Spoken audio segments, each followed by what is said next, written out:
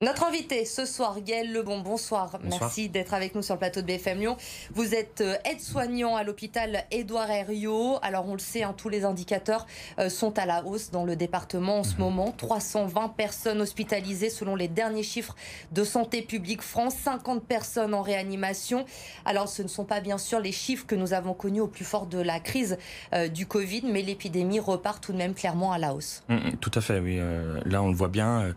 Encore hier, nous avons eu un mail de confirmation de la part de la direction des Hospices civils de Lyon avec un point justement sur le taux d'hospitalisation qui augmente au sein des Hospices civils de Lyon. Et du coup, oui, il y a une hausse significative au niveau national, mais d'autant plus dans le Rhône, quoi. Vous le constatez, vous, au quotidien, oui, dans les hôpitaux, cet exactement, afflux oui. de personnes Tout à atteintes fait, du Covid. Oui. Vous êtes inquiet, justement, de voir ces patients qui arrivent de nouveau en nombre dans notre département, dans les hôpitaux de la région lyonnaise? Oui, on est inquiet parce que, comme on l'a déjà souligné durant la crise Covid, même avant le début de la crise Covid, vraiment, on a longuement souligné le manque de matériel, de personnel, tout ça, et pourquoi justement le personnel soignant hospitalier s'est manifesté et a fait une grève justement en ce sens.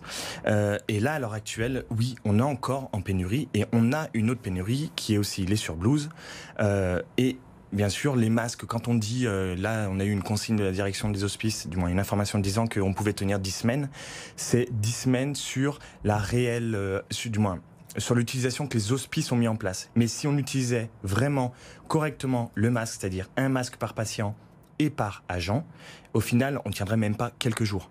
Donc, effectivement, on est bien en rupture, du moins en manque de matériel. Pourtant, hier, les Hospices civils de Lyon ont tenu un point presse. Ils affirment tout faire pour préparer au mieux une éventuelle deuxième vague. Ça veut dire, si l'on vous écoute, qu'aujourd'hui, nous ne sommes pas prêts. Il n'y a pas assez de matériel pour pouvoir affronter des patients en nombre dans les hôpitaux aujourd'hui. Alors, effectivement, les hospices mettent en place beaucoup de choses justement pour accueillir ces patients, dits Covid, atteints de cette pathologie. C'est vrai qu'on ne peut pas le nier.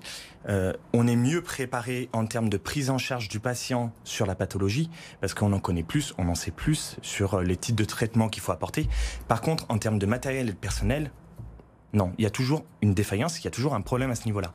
Par exemple, je vous donne un exemple tout simple, l'UAT, qui est une unité d'accueil téléphonique, qui est censée justement gérer tout ce qui est la communication téléphonique lorsqu'un patient ou une personne appelle pour savoir comment se faire tester ou quoi que ce soit. Ils sont surchargés de travail. Ils ont une quantité d'appels qui est phénoménale et ils n'arrivent pas à gérer cette situation. Et le personnel n'a pas augmenté pour autant pour justement gérer ce problème-là, quoi. Le personnel, justement, le personnel soignant, on le sait, il a été très éprouvé par ces mois de crise. Aujourd'hui, dans quel état se trouve le personnel soignant? Est-ce que vous êtes prêt à affronter une éventuelle deuxième vague? Alors, on en parle beaucoup avec les collègues de travail. Oui, on est prêt, mais rien n'empêche qu'on est épuisé, qu'on est fatigué, qu'on n'en peut plus, et qu'au final, le Ségur, ça nous a donné un coup, en fait, encore de plus. Le Ségur de la santé, on le rappelle, santé, proposé par le ministre Tout à fait, il y a oui. quelques Ça semaines. nous a mis un coup de poignard encore en plus dans le dos, parce qu'au final, en termes de personnel, on n'aura pas plus de personnel, comme soi-disant il l'a annoncé, avec les 15 000 créations de postes qui ne sont pas en fait réellement et à 100% vraiment des créations de postes. Donc du coup, oui, le personnel, il est épuisé, il est à bout. Là, ce qu'il demande, c'est justement avoir du personnel, du renfort. Sauf que beaucoup ont envie de partir. Il y a une demande de disponibilité qui a été énorme, une demande de mutation des différents services qui est importante, parce que les agents sont à bout, vraiment. Vous avez l'impression de ne pas avoir été finalement écouté par Olivier Véran, par le gouvernement pendant la crise, au plus fort de la crise. On a entendu tous ces messages, ces merci au personnel soignant, que ce soit de la part de l'exécutif, mais aussi des Français en général. Emmanuel Macron avait pris la parole, ultimement beaucoup de choses. Vous avez l'impression que tout ça, c'était finalement de la com en pleine crise et que derrière, ça n'a pas suivi?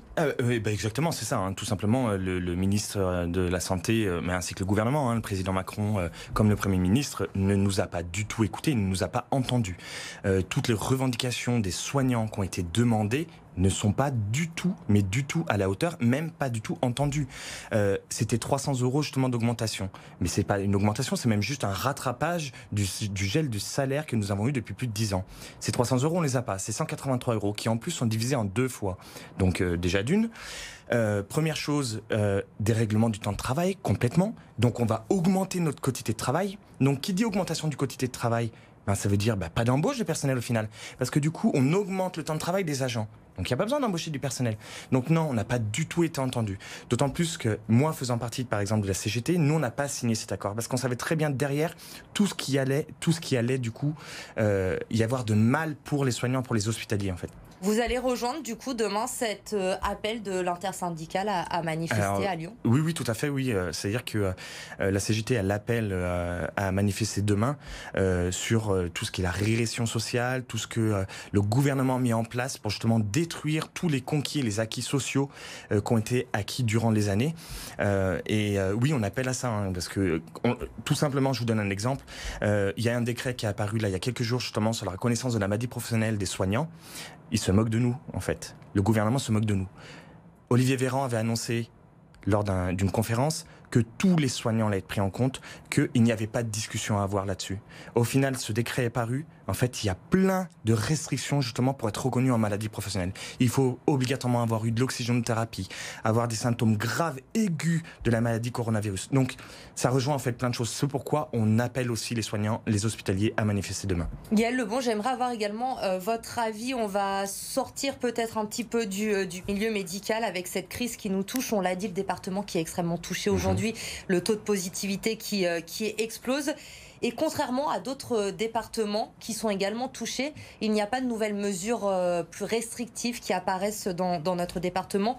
Vous le déplorez, vous, en tant que soignant, de voir que peut-être il y a encore trop de liberté dans notre département pour faire face à cette épidémie? Alors, la liberté, je dirais pas trop de liberté, parce que déjà, justement, je pense qu'on manque de liberté en France, donc je dirais pas trop de liberté. Je dirais juste qu'il y a un souci de communication sur l'utilisation du port du masque, parce qu'on entend un médecin qui va dire que non, écoutez, il n'y a pas besoin de masque, c'est bon, si on est juste à quelques centimètres, c'est pas grave s'il n'y a pas besoin du masque, tout ça. Donc, non, je pense que il ne faut pas, par exemple, comme c'est le cas dans les Bouches-du-Rhône, fermer les bars plus tôt, interdire certains rassemblements. Ce n'est pas utile d'en arriver là? En fait, fermer les bars plus tôt, pour quelle raison? Ça va pas pour autant en fait changer le risque de contamination en fait du coronavirus, tout simplement. C'est pas parce qu'on ferme à 20h que le coronavirus il va se dire de 8h jusqu'à 20h non, je fais rien et puis à partir de 20h je suis en danger, je suis un danger potentiel.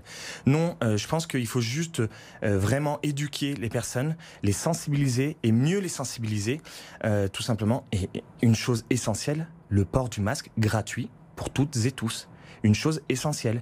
Je suis désolé, mais une boîte de masques coûte extrêmement cher, ce qui est inadmissible. On est en train d'enrichir justement les entreprises à ce niveau-là.